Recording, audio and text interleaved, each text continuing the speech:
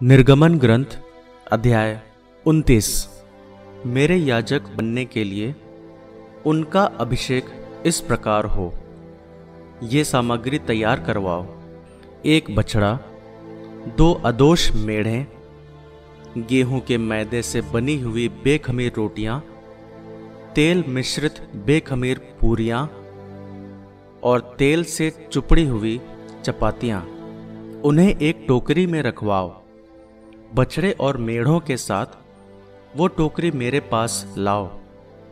इसके बाद हारून और उसके पुत्रों को दर्शन कक्ष के द्वार पर पहुंचाओ और उन्हें जल से नहलाओ।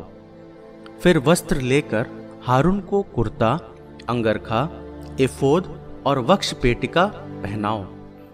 कलात्मक ढंग से बने कमरबंद से एफोद को हारून पर बांधो। उसके सिर पर पगड़ी रखो और उस पर स्वर्ण पुष्प लगाओ। अभ्यंजन का तेल लेकर उसे उसके सिर पर उंडेलते हुए उसका अभिषेक करो। उसके पुत्रों को अपने पास बुलाओ और उन्हें कुर्ते पहनाओ। हारून और उसके पुत्रों के शरीर पर कमरबंद बांधो और उनको पगड़ी पहनाओ। एक चिरस्थायी विधान द्वारा उन्हें याजक का पद प्राप्त होगा। तुम इस प्रकार हारून और उसके पुत्रों का अभिषेक करोगे। तब बछड़ा दर्शन कक्ष के सामने ले आओ। हारून और उसके पुत्र बछड़े के सिर पर अपने हाथ रखेंगे। फिर दर्शन कक्ष के द्वार पर प्रभु के सामने इस बछड़े की बलि चढ़ाओ। बछड़े के रक्त से थोड़ा लेकर अंगुली से उसे वेदी के सींगों पर लगाओ और शेष सब रक्त वेदी के निचले भाग पर उड़ेलो। अंतड़ियों के आसपास की सारी चर्बी, जिगर की झिल्ली, दोनों गुर्दे और उन पर की चर्बी, ये सब वेदी पर रख कर जलाओ। बछड़े का मांस, उसकी खाल और उसका गोबर शिविर के बाहर आग में जलाओ, क्योंकि ये प्रायश्चित का बलिदान है। एक मेढ़ा ले आओ। हारून और उसके पुत्र मेढ़े के सिर पर अपने हाथ रखेंगे। इसके बाद मेढ़े की बलि चढ़ाओ और उसका रक्त वेदी के चारों ओर छिड़को। मेढ़े के टुकड़े टुकड़े कर दो। उसकी अंतड़ियां और उसके पैर धोकर उन्हें दूसरे टुकड़ों और सिर के साथ रखो। इसके बाद पूरा का पूरा मेढ़ा वेदी पर जला दो। ये प्रभु के लिए एक होम बलि, एक सुगंध युक्त चढ़ावा है जो उसे ग्राह्य है। इसके बाद दूसरा मेढ़ा ले आओ। हारून और उसके पुत्र उस मेढ़े के सिर पर भी अपने हाथ रखेंगे। इसके बाद मेढ़े की बलि चढ़ाओ और उसके रक्त से थोड़ा लेकर हारून और उसके पुत्रों के दाहिने कान की लौ पर लगाओ। उसे उनके दाहिने हाथों के अंगूठों और दाहिने पांवों के अंगूठों पर भी लगाओ। शेष रक्त वेदी के चारों ओर छिड़को। वेदी पर छिड़के हुए रक्त और अभियंजन तेल से कुछ लेकर हारून और उसके वस्त्रों तथा उसके पुत्रों और उसके पुत्रों के वस्त्रों पर छिड़को।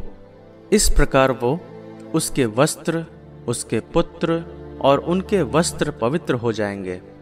तब अभिषेक के मेढ़े की चर्बी लो, अर्थात उसकी पूंछ, अंतड़ियों के आसपास की चर्बी, जिगर की झिल्ली, दोनों गुर्दे और उन पर की चर्बी तथा दाहिनी जांघ।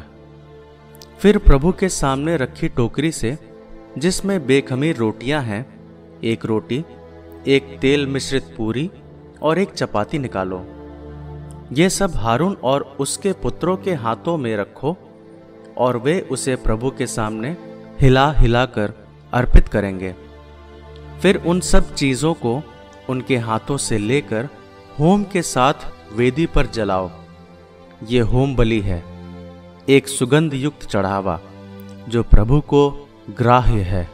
हारून के अभिषेक में प्रयुक्त मेढ़े का सीना लेकर उसे प्रभु के सामने हिला हिला कर अर्पित करो। ये तुम्हारा भाग होगा। मेढ़े का सीना और उसकी जांघ अलग करो। यह इस्राएलियों द्वारा प्रभु को अर्पित बलिदानों का वह भाग है जिसे वे हारून और उसके पुत्रों को दिया करें।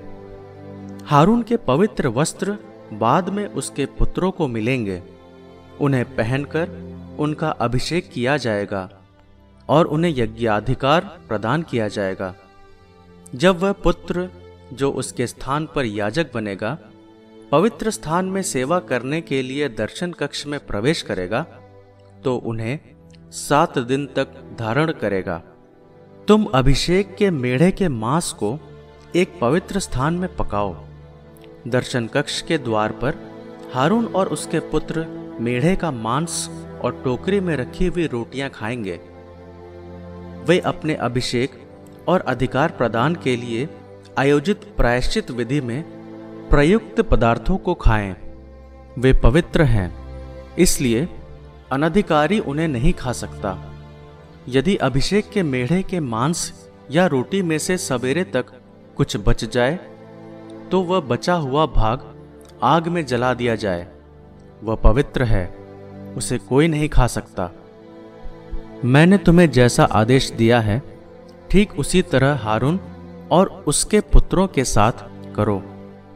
तुम 7 दिन में उनके अभिषेक की क्रिया पूरी करो। प्रत्येक दिन पाप के प्रायश्चित के लिए एक बछड़े की बलि चढ़ाओ। वेदी को प्रतिष्ठित करने के लिए 7 दिन तक प्रायश्चित की बलि चढ़ाओ और 7 बार वेदी का अभियंजन करो। इस प्रकार वह वेदी परम पवित्र बन जाएगी। जो कुछ वेदी का स्पर्श करेगा वो पवित्र हो जाएगा। तुम नियमित रूप से वेदी पर ये बलिदान चढ़ाओ। प्रतिदिन 2 मेमने, एक मेमना प्रातः और एक मेमना संध्या को।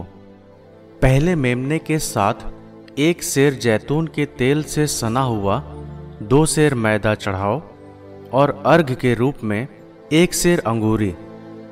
दूसरा मेमना संध्या में चढ़ाओ। उसके साथ प्रातःकाल के समान ही अन्न बलि और अर्घ चढ़ाओ। वह एक सुगंध युक्त होम बलि है जो प्रभु को ग्राह्य है। दर्शन कक्ष के द्वार पर जहां मैं तुमसे मिला करता हूं और जहां मैं तुम्हारे साथ बातें करता हूं वहां प्रभु के सामने नित्य प्रति पीढ़ी दर पीढ़ी ये होम बलि चढ़ाई जाए। वहां मैं इस्राएलियों से मिलने आऊंगा और वो स्थान मेरी महिमा के कारण पवित्र होगा। मैं दर्शन कक्ष और वेदी को पवित्र करूंगा। मैं हारून और उसके पुत्रों को भी पवित्र करूंगा जिससे वे मेरे याजक हो सकें। मैं इस्राएलियों के बीच रहूंगा और मैं उनका ईश्वर होऊंगा। वे जान जाएंगे कि मैं ही प्रभु उनका वो ईश्वर हूं जो उन्हें मिस्र देश से इसलिए निकाल लाया है जिससे मैं प्रभु उनका ईश्वर उनके बीच निवास करूं।